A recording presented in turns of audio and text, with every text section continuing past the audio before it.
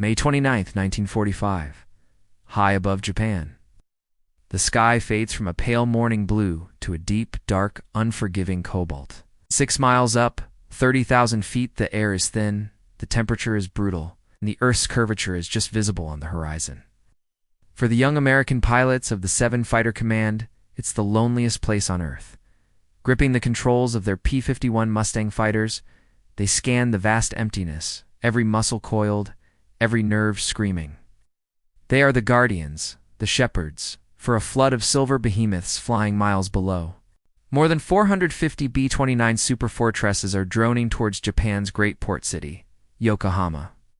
The cargo bays of these giants aren't filled with high explosives meant to shatter factories, but with thousands of tons of incendiary bombs designed to burn a city to its foundations.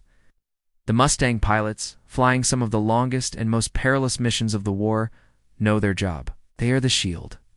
They're here to meet the desperate, suicidal fury of the Japanese Army and Navy Air Forces. They've been briefed to expect a swarm of Japan's best interceptors, clawing their way to this extreme altitude in a last-ditch effort to defend their homeland.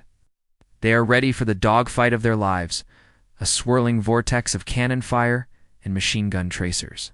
It's the backdrop of a dying empire, but the epic battle they prepared for never came. Instead, what they witnessed was a silent, horrifying spectacle that signaled the true end of Japan's ability to resist.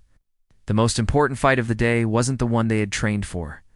It was the one they could only watch, helplessly, from the cold, sterile altitude of 30,000 feet. To understand that eerie silence over Yokohama, you first have to understand why the Americans were there at all.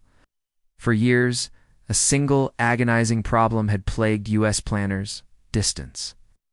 The sheer vastness of the Pacific was Japan's greatest shield. While B-29s could, in theory, pound Japan from bases in the Mariana Islands, they were flying at the absolute limit of their range, vulnerable and alone. Early high-altitude daylight raids against targets like the Nakajima aircraft factory were savaged. Japanese fighters, though often outmatched by the B-29's defensive firepower, would swarm the formations. The losses were just not sustainable. General Curtis LeMay, the architect of the air war against Japan, knew that without fighter escort, his bomber force would be bled white. But how do you escort a bomber on a 1,500-mile round trip? No fighter in the world had that kind of range. It was considered a technical impossibility. Japan's high command was certain no single-engine fighter could ever appear in the skies over Tokyo. That belief was their shield, their comfort against the growing threat from the Marianas. That shield was about to be shattered. The solution came in 2 parts. First, the bloody American victory on a tiny volcanic island called Iwo Jima. Its airfields cut the flight distance to Japan by hundreds of miles. Second, an aircraft that had already mastered the skies over Europe, the P-51 Mustang. Specifically, the P-51D, powered by the legendary Rolls-Royce Merlin engine. Even from Iwo Jima, the flight was immense.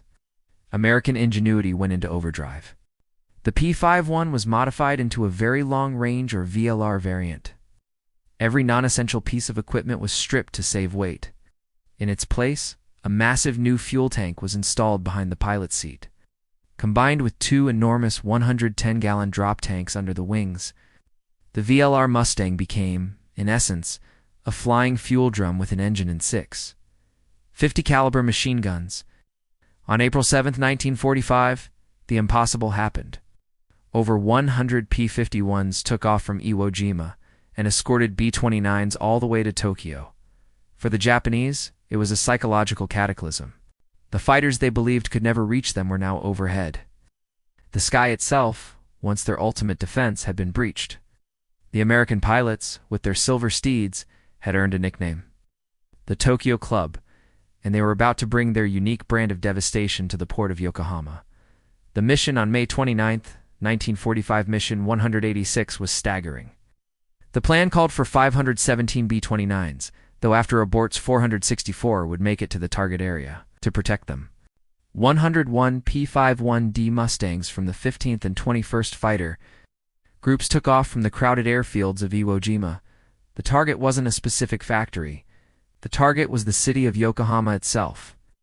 Yokohama was one of Japan's largest cities, a bustling port critical to the nation's war economy. Its urban area was a dense network of small, dispersed workshops that fed the larger war machine. Many of them integrated into residential neighborhoods. This made them impossible to hit with precision bombing.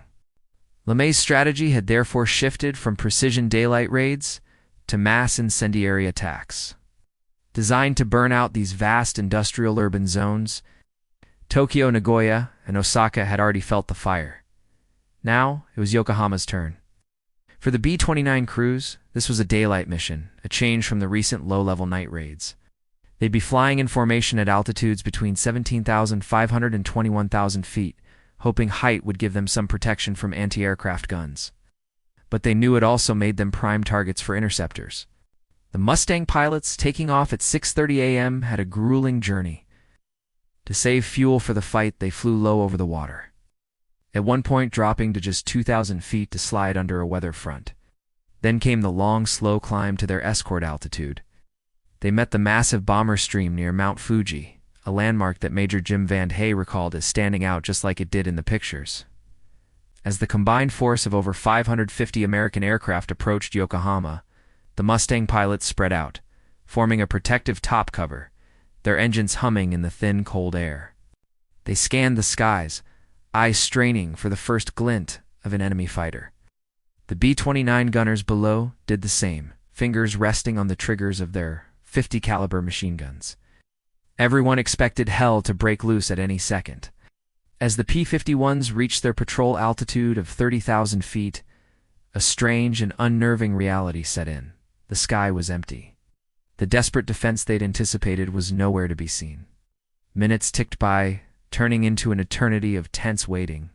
The American pilots weaved back and forth above the bomber stream, the sun glinting off their polished aluminum fuselages.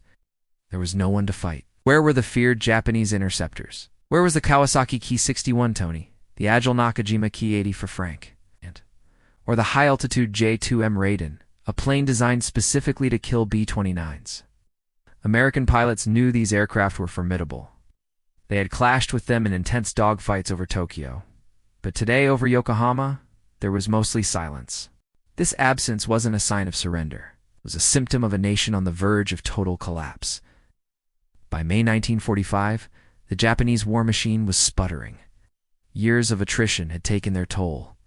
The most experienced veteran pilots, the aces, who had dominated the skies in 1942, were almost all gone. They'd been replaced by hastily trained young men, many with only a handful of flying hours. Even more critical was the fuel crisis. American submarine warfare and the bombing of refineries had choked off Japan's supply of high-octane aviation, gasoline. What little fuel remained was being hoarded for a final suicidal defense against the expected Allied invasion. Planes were grounded, training was minimal. The once mighty Japanese air arms were a shadow of their former selves. Japanese commanders, facing an impossible choice, had made a fateful decision. They knew they couldn't stop the B-29s. Instead of sending their best remaining pilots on suicide runs against the high-flying P-51 escorts, they chose to focus their limited attacks on the bombers themselves. Their tactics were desperate, head-on passes and even dropping phosphorus bombs onto the B-29 formations. They would attack the payload, not the protectors. So, for the Mustang pilots at 30,000 feet, the great dogfight never materialized. They were knights in shining armor with no dragons to slay. Their vantage point, intended as a battlefield, became a spectator's gallery for the true horror of the day, which was unfolding miles below. No enemies at their altitude, the P-51 pilots' attention was drawn downwards. What they saw was a vision from Dante's Inferno. The B-29 Armada, navigating through bursts of flak, began its bomb runs. Hatches opened, and a terrifying rain began to fall on Yokohama. Not of bombs that explode, but of bombs that burn. Over 2,500 tons of incendiaries were dropped on the city in about an hour and a half. The first bombs were designed to punch through rooftops. They were followed by clusters of M69 bomblets, which scattered and ignited, spewing jellied gasoline apam in every direction. From their perch 6 miles high, the Mustang pilots watched as a city of over 1 million people was systematically erased. The first plumes of smoke were white, quickly turning a greasy, boiling black as they rose thousands of feet. The fires linked up, creating a self-sustaining vortex of flame known as a firestorm. The updrafts from this inferno were so violent, they tossed the multi-ton B-29s around like toys. One pilot described it as being like a cork on water in a hurricane. Down on the ground, it was an apocalypse. The firestorm consumed everything, with temperatures reaching over 1,800 degrees Fahrenheit. Wooden houses, factories, and shelters simply evaporated. People seeking refuge in canals and rivers were reportedly boiled alive. Those who ran were overcome by superheated winds and suffocating smoke. In about 90 minutes, nearly 7 square miles of Yokohama were incinerated. An estimated 7,000 to 8,000 people were killed, though some estimates are as high as 14,000. Over 75,000 houses were destroyed. Surviving B-29 crews reported flying away from the target with the stench of burning flesh sucked into their fuselages, forcing some to put on oxygen masks just to escape the smell. For the P-51 pilots circling high above, the experience was surreal. They were trained for the clean violence of air-to-air combat. This was something else entirely, the methodical, industrial-scale annihilation of a city, and they were the silent witnesses in the sky. The strategy of firebombing urban areas remains one of the most controversial aspects of World War II. Planners believed it. It's the only way to destroy Japan's dispersed war industry and shorten the war, saving lives that would be lost in an invasion. Others have since called it a war crime. What do you think? Was this extreme measure justified to end the war, or did it cross a moral line? Let us know in the comments. While the skies at 30,000 feet were quiet, the air around the B-29s was not entirely empty. Official reports called the Japanese defense light, but for the bomber crews, it was still terrifying. Around 55 Japanese aircraft were sighted, making a total of 110 determined and often suicidal attacks on the bomber stream. This is where the microdramas of the raid played out. The Distinguished Flying Cross citation for the crew of B-29 number 3915 tells a harrowing story. As they led their flight on the bomb run, they flew directly into a wall of heavy, intense, and accurate anti-aircraft fire. The lead plane of the entire squadron took a hit and was forced to pull away. Lieutenant Lee Jefferson, the pilot of crew number 3915, didn't hesitate. He pushed his damaged plane forward, took the lead, and guided the rest of the formation through the flak-filled sky. During the run, they were pounced on by 3 fighters, 2 head-on, guns blazing, while a third flew above, dropping phosphorus bombs. Despite the chaos, they dropped their bombs squarely on the target. On the breakaway, they endured 5 more fighter attacks before turning for home. Their story was a testament to the courage of the bomber crews, who faced the enemy's fury directly. Even the P-51s saw some action. While there was no grand melee, individual dogfights broke out as escorts dove to intercept fighters attacking the B-29s. The May 29th mission went down as the most successful day for the entire 7-fighter command. Mustang pilots claimed 28 enemy aircraft destroyed, with another 8 probably destroyed and 23 damaged. These scattered fights, pilots dove on excellent enemy aircraft like the N-1K2J Shidenkai or George Fort. A Mustang pilot might outturn his opponent, landing bursts into the plane until the Japanese pilot was forced to bail out. But victory could be bittersweet. A wingman could be shot down moments later by a daring attack from a lone Zero. These engagements proved the absolute superiority of the P-51. But they also highlighted the day's central truth. The Japanese were still fighting with incredible bravery, but they were outmatched and outnumbered. Their efforts were futile. 3 P-51s and 7 B-29s were lost, a fraction of the immense force.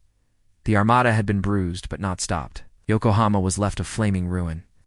As the last B-29s turned for home, leaving behind a pillar of smoke visible for over 100 miles, the strategic verdict was in. Japan was finished. The May 29th raid on Yokohama was more than just another successful bombing mission. It was a brutal demonstration of America's total air supremacy. The fact that over 100 of America's best fighters could loiter over a major Japanese city with near impunity was the most telling sign of all. The epic dogfight at 30,000 feet never happened because Japan no longer had the pilots, the fuel, or the planes to mount such a defense. The Empire's aerial shield was broken. LeMay could now send his bombers anywhere, anytime with acceptable losses. The firebombing campaign had achieved its grim purpose. By mid-June, the 6th largest industrial cities in Japan, Tokyo, Nagoya, Kobe, Osaka, Kawasaki, and Yokohama had been systematically burned out. Their industrial output was crippled, millions were homeless, and the war economy was paralyzed. The raid on Yokohama was a key part of this final, crushing phase of the air war. The city, which had once been a candidate on the target list for the atomic bomb, was now so thoroughly destroyed that it was removed from consideration. There was simply nothing left to bomb. For the American pilots in their P-51s, the mission was a strange paradox. They had flown one of the most successful escort missions of the war, proving the absolute dominance of their aircraft. Yet, their primary memory wasn't of a thrilling victory in the clouds, but of the silent, horrifying spectacle of a city dying below them. Oh. The absence of a real fight spoke louder than any battle could have. It was the sound of a war reaching its inevitable, brutal conclusion. The silence was the verdict. In war, we often focus on the clash of armies, the roar of cannons, and the drama of great battles. But sometimes, the most profound moments are the quiet ones. The battle that's expected but never fought can be more decisive than any victory. High above Yokohama, in May 1945, American Mustang pilots braced for a fight that never came. Their enemy wasn't waiting for them in the stratosphere. Their enemy was already broken, fighting a hopeless battle in the altitudes below and on the ground. The pilots' job that day wasn't to be warriors, but to be witnesses.